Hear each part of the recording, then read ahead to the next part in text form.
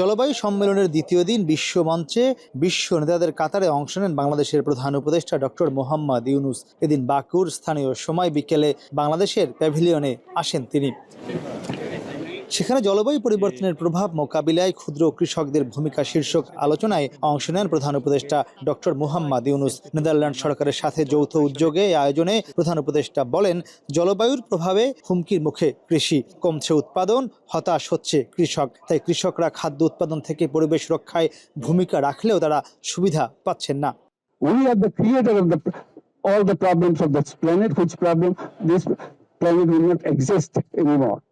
So we still have a window of time to save this planet by changing ourselves. কৃষিতে নারীর অবদান অপরিসীম উল্লেখ করে তাদের নানা ঝুঁকির কথা তুলে ধরেন ডক্টর ইউনুস। দেশের ব্যাংকিং ব্যবস্থা মূলত উচ্চবিত্তদের জন্য ছিল, সেখানে নারী ও কৃষকদের অংশগ্রহণ নিশ্চিত করতেই গ্রামীণ ব্যাংক কাজ শুরু করেছিল বলেও উল্লেখ করেন তিনি।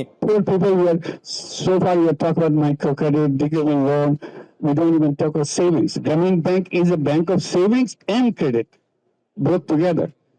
And also insurance. That also people forget. Grameen Bank is also a bank for insurance. They give health insurance to people. The whole chain of health centers began in Bangladesh through Grameen Bank intervention by creating healthcare centers with the money from the people who benefit from that. It's an insurance program. You take all the advantages of the thing, but annually you pay X amount of money. It's a very small amount of money. জলবায়ু জনিত সংকট মূলত মানুষের তৈরি, তাই এর সমাধানও তাদেরই করতে হবে বলে মত দেন নোবেলজয়ী বিশ্ব নেতা। We create the problem, then we go and shout how to make the money, how to put the money. Stop creating the problem in the first place. Our daily life is about creating problem of everybody for the planet. So if we fix ourselves, then world has no problem. অন্য সব ক্ষেত্রের মতো জলবায়ু পরিবর্তনের ঝুঁকি মোকাবিলায়ও তরুণরা নেতৃত্ব দেবেন বলেও আশা প্রকাশ করেন নোবেলজয়ী ডক্টর ইউনুস। বিশ্বমঞ্চে তরুণদের সঙ্গে মত বিনিময়ে আবারও ক্ষুদ্র ঋণের বিষয়টি সামনে আনলেন বাংলাদেশের প্রধান উপদেষ্টা ডক্টর মোহাম্মদ ইউনুস।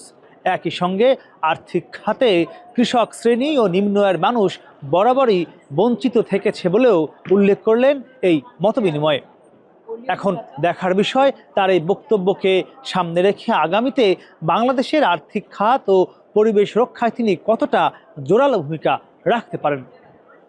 মাহমুদ রাকিব, এখন বাকু, আজারবাইজান। মাঠের অলরাউন্ডার আমি, আর ঘরের allrounder Tylox. Tylox toilet cleaner, clean মানেই টাইলক্স।